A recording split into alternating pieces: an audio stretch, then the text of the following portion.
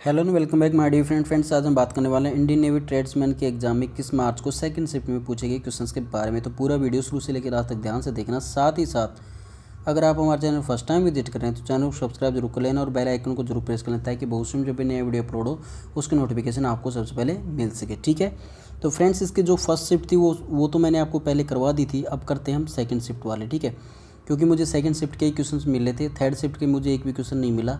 ठीक है, तो उसका मैं बाद में करवा दूंगा, जब भी मुझे क्वेश्चंस मिलेंगे तब आपको सॉल्यूशन प्रोवाइड करवा दिया जाएगा। ठीक है, तो देखिए फ्रेंड्स, आपको मैंने फर्स्ट शिफ्ट वाला करवा दिया था। ठीक है, तो फर्स्ट शिफ्ट को तो हम इग्नोर करते हैं, चलते हैं सेकेंड शिफ्ट पर डायरेक्ट। हाँ जी, सेकेंड शिफ्ट का क्वेश्चन करते हैं। ठीक है, तो सेकेंड शिफ्ट में जो पहला क्वेश्चन आपसे पूछा गया है वो है, देखिए यहाँ पे, कि अनुच्छेद 17 किससे संबंधित है, ये आपसे पूछा गया था। ठीक है, आंसर होगा आपका अस्पृश्यता का अंत से। ठीक है, अगर आपने ये आंसर किया था तो बिल्कुल आपका राइट आंसर था। एक एक क्वेश्चन इंपॉर्टेंट है तो ध्यान से देखना, जिनका भी अगर नेक्स्ट शिफ्ट में एग्जाम हो। ठीक है, नेक्स्ट क्वेश्चन आपसे पूछा गया था अनुच्छेद 14 किससे संबंधित है। तो अनुच्छेद 14 भारतीय संविधान के भारत के प्रत्येक व्यक्ति को समानता का अधिकार प्रदान करता है। ठीक है, तो मतलब समानता के अधिकार से, विधि के समक्ष समानता का अधिकार से संबंधित है। क्या है? विधि के समक्ष समानता का अधिकार। ठीक है, तो आपको ध्यान से देखना है। ठीक है, और अगर आपने ये आंसर किया था तो बिल्कुल आपका राइट आंसर था। एक क्वेश्चन आपसे पूछा गया था यहाँ पे कुतुब मीनार से रिलेटेड। देखिए, कुतुब मीनार इमारत की 5वीं मंजिल का निर्माण किसने करवाया था। तो 5वीं मंजिल की अगर हम बात करें तो आंसर क्या होगा, फिरोज शाह तुगलक ने 5वीं और अंतिम मंजिल बनवाई थी। ठीक है, तो अंतिम मंजिल किसने बनवाई थी? फिरोज शाह तुगलक ने। अब देखिए, जो ये कुतुब मीनार से संबंधित पूरा आपको सारांश मैं बता देता हूँ। देखिए, अगर आपके जो नेक्स्ट में कभी भी एग्जाम होगा, ठीक है, तो उसके अंदर ये क्वेश्चन पूछे जा सकते हैं। देखिए, दिल्ली सल्तनत के संस्थापक कुतुबुद्दीन ऐबक ने 1200 ईस्वी में कुतुब मीनार का निर्माण करवाना शुरू किया था। इसके बाद 1220 में ऐबक के उत्तराधिकारियों और उसके पोते इल्तुतमिश ने इस मीनार की तीसरी मंजिल और बनवा दी थी। ठीक है, तीसरी मंजिल किसने बनवाई थी? इल्तुतमिश की मतलब जो इसका कुतुबुद्दीन ऐबक का पोता था इल्तुतमिश, ठीक है, उसने तीसरी मंजिल बनवाई थी। इसके बाद 1369 में सबसे ऊपरी वाली मंजिल बिजली कड़कने की वजह से पूरी तरह से टूट गई थी। इसके बाद फिरोज शाह तुगलक ने एक बार फिर से कुतुब मीनार का निर्माण करवाना शुरू किया और वो हर साल 2 नई मंजिलें बनवाते रहे। ठीक है, मतलब हर जो प्रत्येक हर साल है उसके अंदर वो 2 मंजिल बनवाते रहे। ठीक है, उसके बाद देखिए आगे देखिए, उन्होंने मार्बल और लाल पत्थर से कुतुब मीनार का निर्माण किससे हुआ है, ये भी आपसे पूछा जा सकता है। तो किस किस से? मार्बल और लाल पत्थर से मंजिल को बनवाया था। ठीक है, और कुतुब मीनार का निर्माण करवाना शुरू किया। ठीक है, तो कुतुब मीनार का निर्माण करवाना शुरू ऐबक ने किया और पूरा करवाया इल्तुतमिश ने। और 1369 में मीनार को दुर्घटना के कारण टूट जाने के बाद दुरुस्त करवाया किसने? फिरोज शाह तुगलक ने। तो ठीक है, तो ये चीज़ें आपको याद रखनी है। जो भी आपका आंसर था वो यहाँ पे करेक्ट आंसर हो जाएगा। जो भी ऑप्शन में था वो आपका राइट आंसर था। एक क्वेश्चन आपसे पूछा गया था कि देखिए यहाँ पे उसेन बोल्ट कहाँ के रहने वाले हैं। तो उसेन बोल्ट, उनका पूरा नाम है सेंट लियो उसेन बोल्ट, का जन्म 21 अगस्त 1986 को जैमिका में हुआ था। ठीक, कहाँ के रहने वाले? जैमिका के। ठीक है, तो ये आपका राइट आंसर था, जैमिका। तो उसेन बोल्ट कहाँ के रहने वाले? जैमिका के। ठीक है, और वह जैमिका के एक धावक और 3 बार ओलंपिक स्वर्ण पदक विजेता भी हैं। अब देखिए, उन्होंने 3 बार स्वर्ण पदक विजेता किस प्रकार से थे वो। उसेन बोल्ट ने 100 मीटर वाली रेस जीती, 200 मीटर वाली रेस जीती और टीम के साथियों के साथ 400 मीटर रिले दौड़ के विश्व रिकॉर्डधारी भी बने हैं। ठीक है, तो इन सभी 3 दौड़ों के लिए वे ओलंपिक रिकॉर्ड धारण किए हुए हैं। तो आपको ध्यान से देखना है। ठीक है, जो भी आपका क्वेश्चन पूछा गया था वो यहाँ से बिल्कुल आपका करेक्ट आंसर था। नेक्स्ट क्वेश्चन है फ्रेंड्स यहाँ पे, 42वां संविधान संशोधन किससे संबंधित है। तो राइट आंसर होगा पे 42वां संविधान संशोधन 1976 में हुआ था। और ये किससे संबंधित है? देखिए, संविधान में संशोधन कर 3 वर्ड जोड़े गए थे। कौन कौन से 3 शब्द? समाजवाद, धर्मनिरपेक्षता और अखंडता जैसे शब्दों को यहाँ पे जोड़ा गया था। तो जो भी आपका आंसर था वो यहाँ से आप देख सकते हैं। ठीक है, तो जो भी ऑप्शन में था वो आपका करेक्ट आंसर था। एक क्वेश्चन आपसे पूछा गया था, तीसरी पंचवर्षीय योजना की समय अवधि क्या है। तो ये देखिए, ये क्वेश्चन मैंने आपको जो पिछली बार जिन्होंने भी मेरी पूरी क्लासें देखी है ना, जितने भी मैंने सॉल्यूशन करवाए, ठीक है, तो उनका एक भी क्वेश्चन नहीं छूटा होगा, क्योंकि ये क्वेश्चन मैंने पहले करवाए थे। ठीक है, तो तृतीय पंचवर्षीय योजना था उसका टाइम पीरियड कितना था? 1961 से 1966 के बीच में था। ठीक है, और देखिए यहाँ पे इसके बारे में कुछ और इंपॉर्टेंट बातें भी आपको बता देता हूँ। इस योजना के अंतर्गत कृषि और गेहूं के उत्पादन में सुधार पर सरकार द्वारा जोर दिया गया था, ठीक है।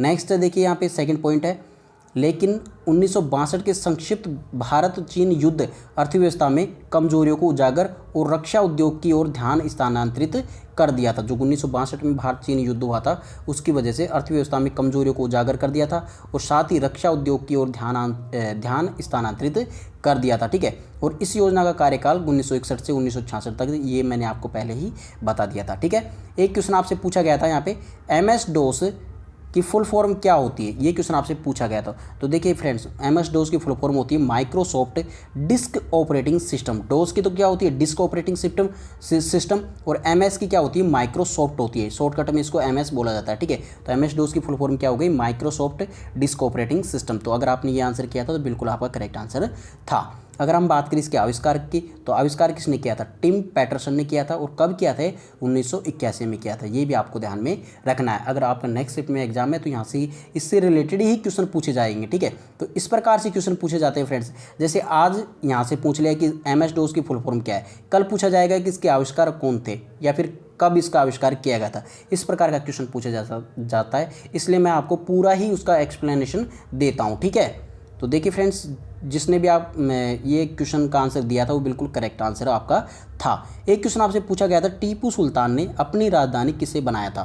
तो टीपू सुल्तान की अगर हम बात करें तो टीपू सुल्तान ने 4 मई 1799 में अपनी राजधानी श्रीरंगपट्टनम को बनाया था। तो श्रीरंगपट्टनम अगर आपने किया था तो बिल्कुल राइट आंसर था। अगर आपसे नेक्स्ट सेट में पूछा जाता है कि कब बनवाई थी, तो 4 मई 1799 में बनवाई थी, ठीक है। मतलब कि ये जो राजधानी थी कब बनाई गई थी, 4 मई 1799 में। तो आपको दोनों ही चीज़ें याद रखनी है, ठीक है। एक क्वेश्चन आपसे पूछा गया था, देखिए संविधान से कितने ज़्यादा क्वेश्चन पूछे गए, और संविधान का मैंने आपको एक वीडियो दे दिया था। जिसने भी मेरा वीडियो पूरा देखा था, ठीक है, तो उसको ये क्वेश्चन में कोई प्रॉब्लम नहीं आएगी, आर्टिकल में भी कोई प्रॉब्लम नहीं आएगी, क्योंकि उससे रिलेटेड भी मैंने आपको एक वीडियो बना रखा है, ठीक है। अगर देखिए फ्रेंड्स, आपका कोई भी एग्जाम हो, चाहे हिंदुस्तान का कोई सा भी एग्जाम हो, ठीक है, अगर वो एग्जाम है अभी लेटेस्ट मंथ में, ठीक है, तो मेरे सभी वीडियोज़ आप एक बार देख लीजिए। जो प्रीवियस वीडियोज़ हैं उनको प्लेलिस्ट में जाके आप देख लें, ताकि आपका एक भी क्वेश्चन नहीं छूटे, ठीक है। मैं एक एक क्वेश्चन को बहुत ही शानदार तरीके से बताता हूँ आपको। थोड़े ही दिनों में मैं एक करंट अफेयर का भी बहुत शानदार, इस महीने वाले करंट अफेयर का, क्योंकि मैंने जनवरी और फरवरी की तो आपको करंट अफेयर करवा दिए, ठीक है। तो अभी जो ये मार्च महीना चल रहा है इसकी करंट अफेयर्स मैंने तैयार कर लिए, उसका वीडियो भी आपको जल्दी ही मिल जाएगा, ठीक है। तो देखिए क्वेश्चन क्या पूछा गया था, भारतीय संविधान में समवर्ती सूची का प्रावधान किस देश के संविधान से लिया गया है। तो कौन से देश के संविधान से लिया गया है, समवर्ती सूची का प्रावधान ऑस्ट्रेलिया की संविधान से लिया गया है, ठीक है। तो आपका आंसर हो जाता है ऑस्ट्रेलिया के संविधान से, ठीक है। अगर ऑस्ट्रेलिया के संविधान से किया था तो आपका बिल्कुल राइट आंसर था।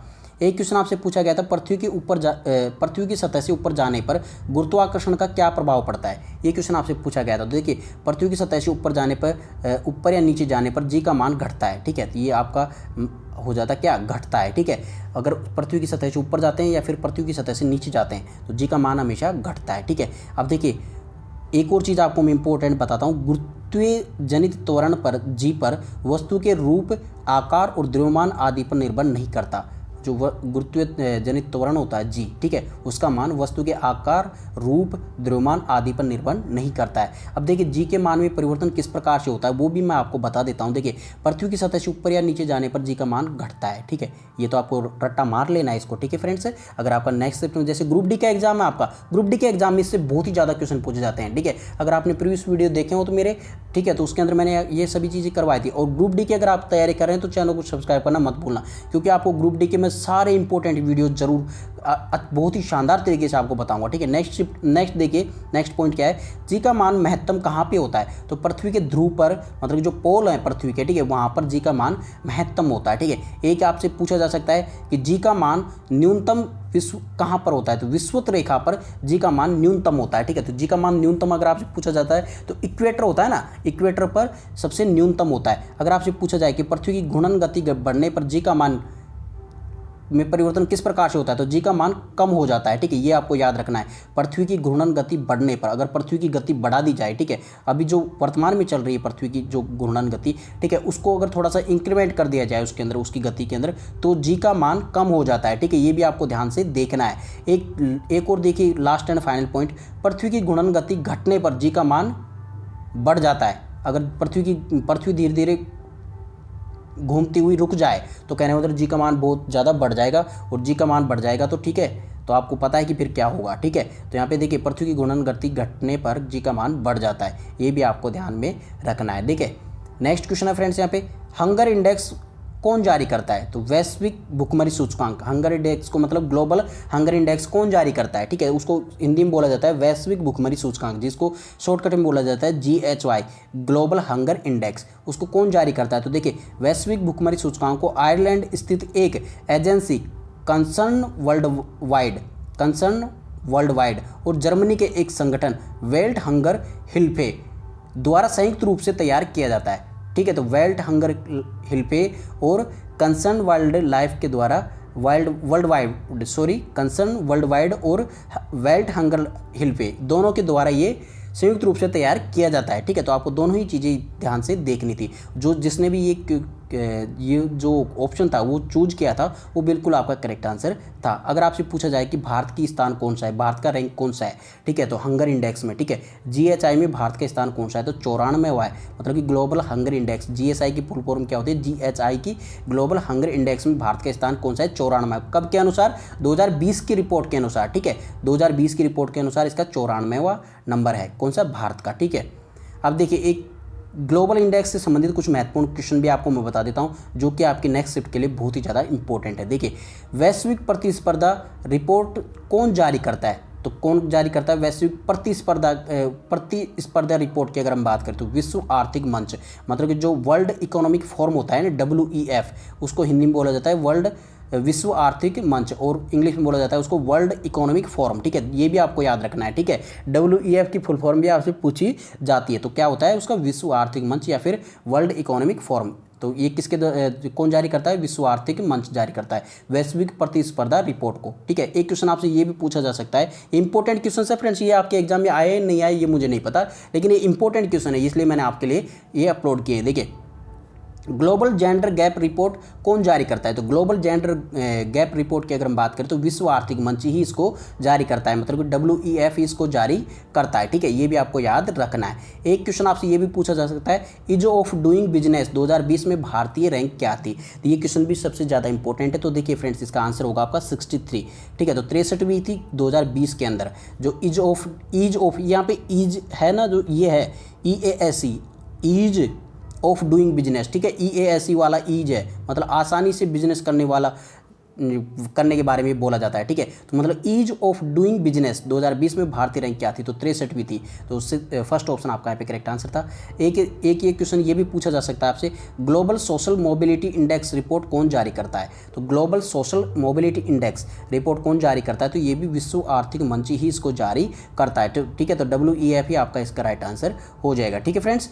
और तो फ्रेंड्स ये थे आपके आज पूछे गए सेकंड शिफ्ट वाले क्वेश्चंस। आई होप फ्रेंड्स आज की वीडियो आप सभी को पसंद आएगी। अगर वीडियो पसंद आया तो इसको लाइक कमेंट और शेयर जरूर करना। चैनल पर फर्स्ट टाइम विजिट कर रहे हो तो चैनल को सब्सक्राइब कर जरूर कर लेना, क्योंकि आपकी आने वाली सभी एग्जाम्स के लिए मैं बहुत ही सारे इंपॉर्टेंट वीडियोज़ अपलोड करने वाला हूँ। करंट अफेयर सब कुछ करवाऊंगा मैं, मैथ रीजनिंग सब कुछ, ठीक है। तो चैनल को सब्सक्राइब करना मत भूलना। चलिए फ्रेंड्स आई होप आज का पेपर आपका बहुत अच्छा गया होगा। चलिए wish you good luck for your next exams. मिलते हैं अगले वीडियो के साथ, तब तक take care and God bless you all, bye.